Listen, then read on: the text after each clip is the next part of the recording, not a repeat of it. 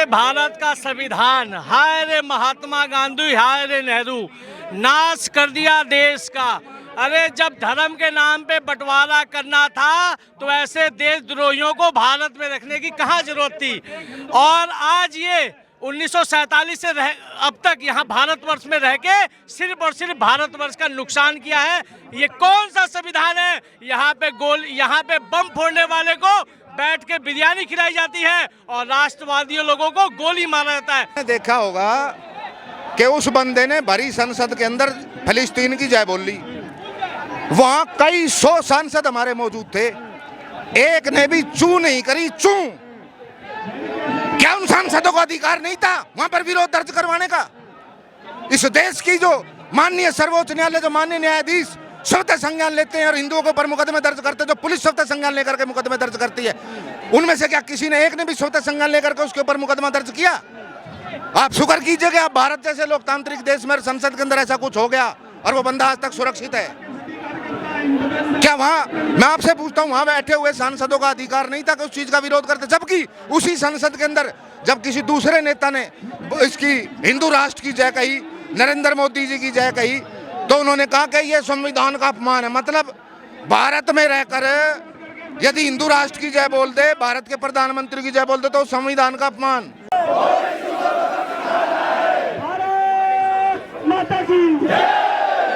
मैं बोलूंगा, जिसको फिलिस्तीन से प्यार है वो देश का गद्दार है। यहाँ बोलोगे, जिसको फिलिस्तीन से प्यार है वो देश का गद्दार है, जिसको फिलिस्तीन से प्यार है वो देश का गद्दार है।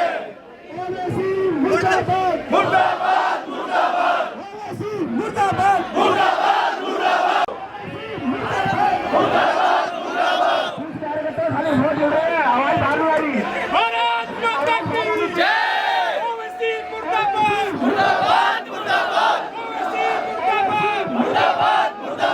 वजह है कि हमारे को अपने राष्ट्र से प्रेम है, हमारे को भारत माता से प्रेम है, हमारे को अपने देश की जनता से प्रेम है, हमारे को इस देश के लोकतंत्र से प्रेम है। वजह यही है। तो जय फिलिस्तीन के पीछे क्या मानसिकता दिखाई दे रही है? मानसिकता आप खुद समझ सकते हैं कि जो लोग भारत के अंदर रह करके, भारत की खा करके, भारत के ही नेता बन करके और भारत की संसद में किसी दूसरे देश का समर्थन करते हैं, तो उनकी कृतज्ञता या उनका जो विश्वास है वो किसके प्रति है? भारत के प्रति या उस फिलिस्तीन के प्रति, जिस फिलिस्तीन के समर्थन में वो जयकारा लगा रहे हैं? फिलिस्तीन में निर्दोष बच्चे मारे जा रहे हैं, महिलाएं मारी जा रही है, इसलिए उनको लेके दर्द था बाहर। हाँ भाई साहब, 7 अक्टूबर 2023 को कौन घुसा था फिलिस्तीन के अंदर? हमास के आतंकी घुसे थे और उन्होंने इजराइल की जनता के साथ किस प्रकार से बिहेव करा था। लड़कियों को नग्न कर करके उठा के लेकर के गए थे, बलात्कार उनका करा, कत्लेआम उनका करा, छोटे छोटे बच्चों को यार ओवन के अंदर डाल करके भून दिया। क्या वो दरिंदगी नहीं है? क्या वो आतंकवाद नहीं है? अब यदि आपके घर में घुस के कोई आपको मारे तो आप एक्शन का रिएक्शन दोगे कि नहीं दोगे? तो कहते हैं, कुछ लोग कह रहे हैं कि भाई अगर ओवैसी ने जय फिलिस्तीन बोल दिया, कुछ लोग भारत में जय हिंदू राष्ट्र भी तो बोलते हैं कि हिंदू राष्ट्र चाहिए हमें। यार जय हिंदू राष्ट्र बोलते तो वो जय भारत बोल लेता, जय हिंद बोल लेता। वो सांसद भारत का है कि फिलिस्तीन का है? बताओ, सांसद कहाँ का है? भारत का या फिलिस्तीन का? एक तरफ कहा जाता है कि भारत का संविधान खतरे में है, राहुल गांधी लगातार कहते हैं, लेकिन वही संविधान के अनुसार भरी संसद में जय फिलिस्तीन बोल देना, आपको लगता है संविधान खतरे में है? देखिए, आपने देखा होगा कि उस बंदे ने भरी संसद के अंदर फिलिस्तीन की जय बोल ली। वहां कई सौ सांसद हमारे मौजूद थे, एक ने भी चू नहीं करी, चू। क्या उन सांसदों का अधिकार नहीं था वहां पर विरोध दर्ज करवाने का? इस देश की जो माननीय सर्वोच्च न्यायालय, जो माननीय न्यायाधीश स्वतः संज्ञान लेते हैं और हिंदुओं के ऊपर मुकदमे दर्ज करते हैं, जो पुलिस स्वतः संज्ञान लेकर के मुकदमे दर्ज करती है, उनमें से क्या किसी ने एक ने भी स्वतः संज्ञान लेकर के उसके ऊपर मुकदमा दर्ज किया? आप शुक्र कीजिए कि आप भारत जैसे लोकतांत्रिक देश में संसद के अंदर ऐसा कुछ हो गया और वो बंदा आज तक सुरक्षित है। क्या वहां, मैं आपसे पूछता हूं, वहां बैठे हुए सांसदों का अधिकार नहीं था कि उस चीज का विरोध करते? जबकि उसी संसद के अंदर जब किसी दूसरे नेता ने इसकी हिंदू राष्ट्र की जय कही, नरेंद्र मोदी जी की जय कही, तो उन्होंने कहा कि यह संविधान का अपमान है। मतलब भारत में रहकर यदि हिंदू राष्ट्र की जय बोल दे, भारत के प्रधानमंत्री की जय बोल दे तो संविधान का अपमान, और भारत में रहकर यदि फिलिस्तीन की जय बोल ले तो वो नॉर्मल बात। आप कह रहे हैं सुरक्षित है, वैसे कह रहे हैं कि मेरे घर के बाहर आके लोगों ने शाही फेंक दी, मैं यहाँ सुरक्षित नहीं हूँ। प्रधानमंत्री मोदी के कहने पे सब हो रहा है। शुक्र करो शाही फेंकी है, क्योंकि ये हिंदू हैं। यदि उन्हीं के कोई रिश्तेदार होते तो शाही नहीं कुछ और फेंक जाते भाई, पता भी नहीं चलता। FIR हो गए उन लोगों पे। देखिए, इस देश का दुर्भाग्य है कि जो लोग इस देश की राजधानी में अपना विरोध दर्ज कराने के मकसद से, कोई नुकसान पहुंचाने के मकसद से नहीं, अपना विरोध दर्ज कराने के मकसद से उस सांसद के घर के बाहर जिन्होंने भारत माता की जय का पोस्टर चिपकाया, उनके ऊपर धारा 153 में FIR होगी। और जिस बंदे ने देश की संसद के अंदर खड़े होकर के एक संवैधानिक पद पर रहते हुए फिलिस्तीन की जय बोली, उसके ऊपर अभी तक कुछ भी नहीं हुआ, कुछ भी। ये इस देश का दुर्भाग्य है। किस तरह की कार्रवाई होनी चाहिए?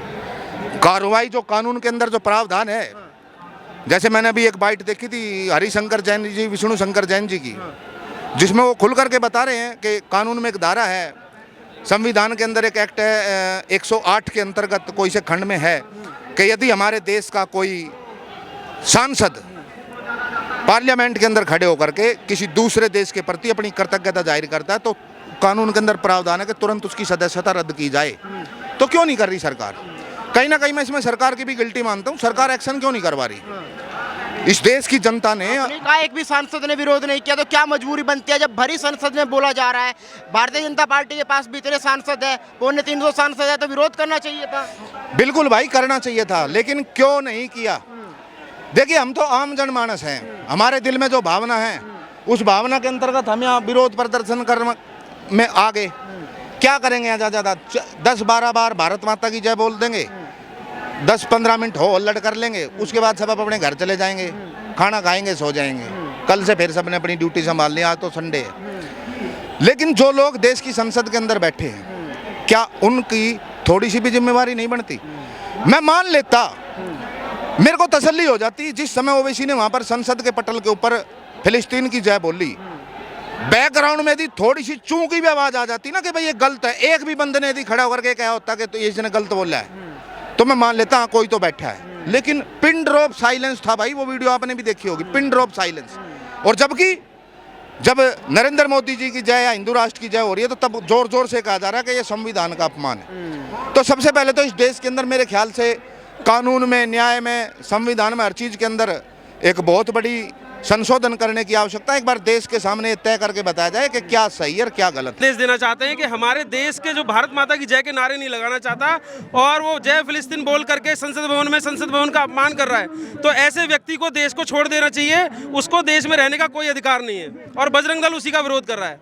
ओवैसी को भारत माता की जय बोलने में दिक्कत है, लेकिन वो भरी संसद में जय फिलिस्तीन बोल देते हैं। इसके पीछे क्या मानसिकता दिखाई देती है? इसके पीछे उनकी केवल एक ही मानसिकता है कि वो भारत को बिल्कुल भी नहीं चाहते हैं और यहाँ पर भी अपनी पूरी सत्ता फैलाना चाहते हैं। जिस प्रकार से और देशों के अंदर बर्बरतापूर्ण व्यवहार हिंदुओं के साथ हो रहा है या अदर जो जातियां हैं उनके साथ हो रहा है, तो उसी प्रकार से धर्म है उनके साथ हो रहा है। इसी प्रकार से वो भारत में भी चाहते हैं कि यहाँ पर सब कुछ ऐसे ही चलता रहे। क्या लगता है ओवैसी की सदस्यता रद्द होनी चाहिए? ओवैसी की सदस्यता रद्द होनी चाहिए और उसको यहाँ इस देश से निकाल देना चाहिए और उसको फिलिस्तीन भेजा जाना चाहिए। नहीं, क्यों निकाल देना चाहिए देश? वो तो कहते हैं देश तो सबका है, खाली हिंदुओं का देश थोड़ा। देश अगर सबका है तो हम ये पूछते हैं इस देश का बंटवारा किसके नाम पर हुआ था? आप बता दो।